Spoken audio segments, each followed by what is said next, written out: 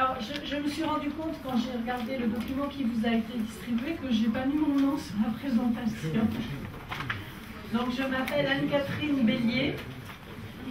Je suis actuellement conseiller résident de jumelage pour un jumelage emploi au bénéfice du ministère de la formation professionnelle et de l'emploi. Et je m'occupe en particulier de la partie qui concerne l'ANETI. Donc je suis aux côtés de mes collègues de l'ANETI depuis le mois d'octobre 2011 et ils vont avoir à me supporter jusqu'en mars 2014. J'espère que ça ne leur paraîtra pas trop long. Je suis en fait de Pôle emploi. Donc je travaille à Pôle emploi, enfin à la NPE puis à Pôle emploi depuis 20 ans. Et j'ai travaillé donc à différentes fonctions, vous avez mon CV, mais vous avez, disons, de management, formation, etc., y compris pour l'Union européenne. Alors, la demande qui m'a été faite par le ministère m'a beaucoup impressionnée, puisqu'on m'a demandé, de ma position, donc un peu un œil extérieur, un peu un candide, de donner mon opinion, de faire quelques remarques sur l'ANETI aujourd'hui, quelques suggestions, et puis bien sûr d'illustrer ça par l'exemple des SPE, enfin particulièrement du SPE français que je connais plus particulièrement.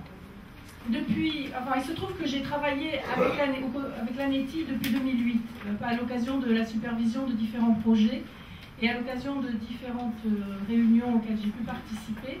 Et donc ce constat, ça vient à la fois du regard que j'ai pu poser moi-même et que aussi mes collègues français qui sont venus pour des missions de formation, d'expertise, des rencontres, des échanges, etc. Les échanges que nous avons eus ont pu conforter mon regard. Et c'était pour dire que globalement, on est frappé par deux choses. La parenté des préoccupations des collègues de l'ANETI et des nôtres.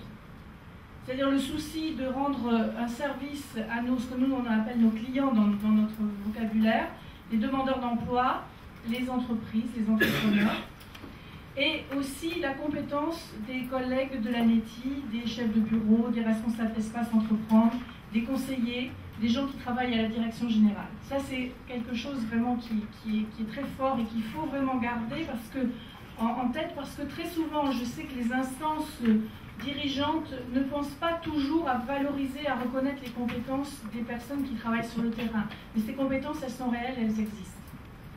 Et la deuxième chose que je voulais dire, c'était que aussi les collègues ont travaillé particulièrement depuis début 2011 dans des conditions très difficiles, parce que, et là, ceux qui sont de l'ANETI ici le savent mieux que moi, vous avez résisté à des moments compliqués, des violences sur les biens, parfois peut-être sur les personnes. Et ça, c'est quelque chose aussi, il faut reconnaître qu'avoir continué à assurer le service dans ces conditions, c'est quand même quelque chose dont vous pouvez être fier. Alors, je me permets donc, de mon regard un peu externe, quelques petites remarques assez pragmatiques. Je vais essayer de ne pas être trop sur la théorie, pour dire que ce qui m'a frappé particulièrement, c'est que les Tunisiens ne connaissent pas l'ANETI. Quand on me dit « Ah, qu'est-ce que tu fais ?» Je dis « Ben voilà, je travaille avec l'ANETI. » On me dit « C'est quoi l'ANETI ?» Alors j'explique le service de l'emploi, on me dit « Ah, l'ATE !» Alors pour ceux qui sont tunisiens, je pense que l'ATE, ça date à peu près d'il y a 10 ans.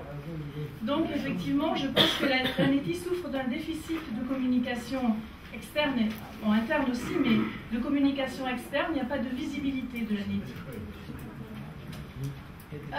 Je pense aussi que depuis à peu près 10 ans que l'ANETI a été créée, il n'y a pas eu de réforme majeure de l'organisation.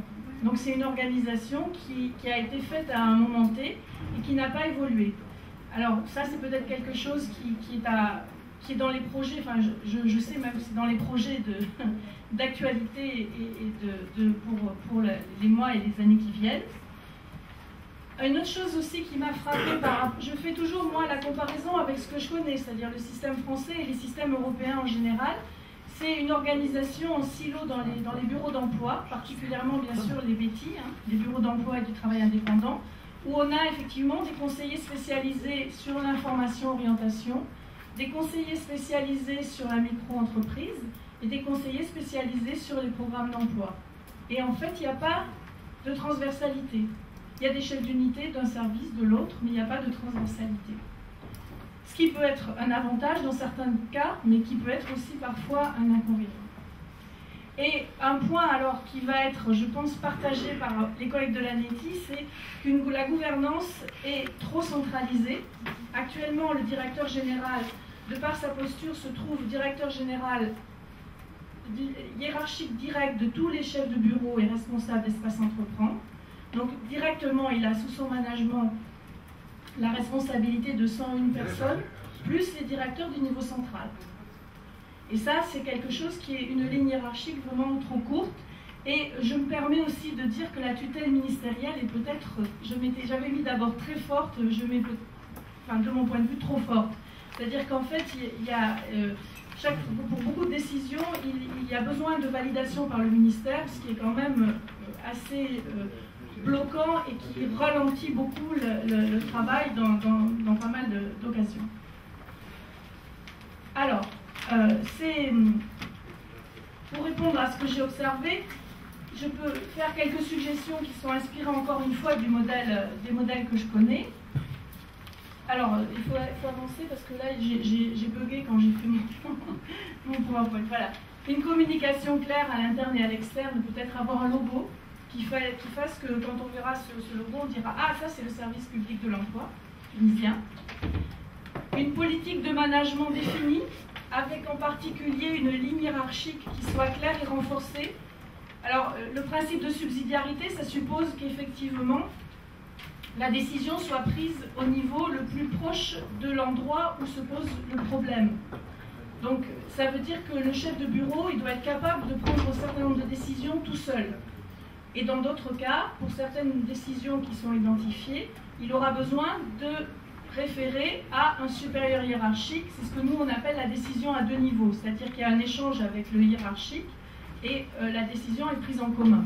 Mais il y a une partie des décisions qui sont, qui sont directement de la responsabilité du chef de bureau ou du responsable d'espace. Donc, moi, je pense qu'il faudrait peut-être créer un niveau de management intermédiaire entre le directeur général et les chefs de bureau et les responsables d'espace entreprendre, de façon à avoir une personne qui soit vraiment en liaison avec le terrain et que le directeur général soit plutôt sur des sujets stratégiques, des sujets de politique qui concernent l'ANETI, des grandes décisions, mais que effectivement le terrain ait un référent à la direction générale pour justement ces décisions à deux niveaux. Renforcement de la territorialisation, vous allez voir, c'est aussi une des préoccupations du SPE français. Alors j'ai mis les différents termes, qu'on parle de région, qu'on parle de bassin, qu'on parle de zone, enfin ça c'est purement tunisien, c'est à voir avec les instances tunisiennes, décider est-ce qu'on crée des régions en regroupant les gouvernorats, comment on procède, ça c'est purement interne.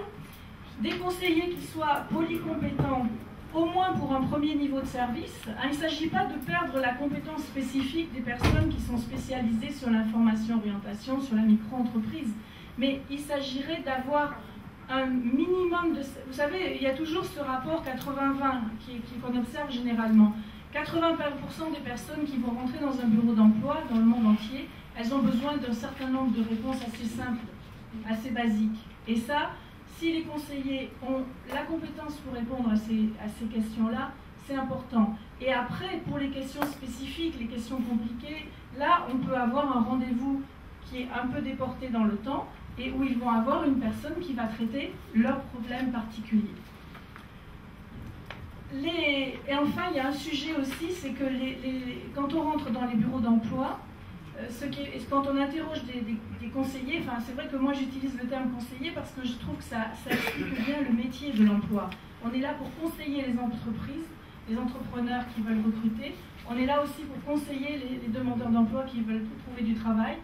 Et c'est vrai qu'ici, il y a beaucoup de tâches administratives qui sont très coûteuses, qui prennent beaucoup du temps des conseillers. Pour ce qui s'est passé en France, donc le service public de l'emploi français, donc je voulais vous dire que ce qui était le moteur des restructurations et des réformes qui ont eu lieu, ce sont les mêmes que vous allez trouver ici, c'est-à-dire le contexte politique et économique, Quand un gouvernement change, effectivement, ça peut avoir des impacts sur le service public.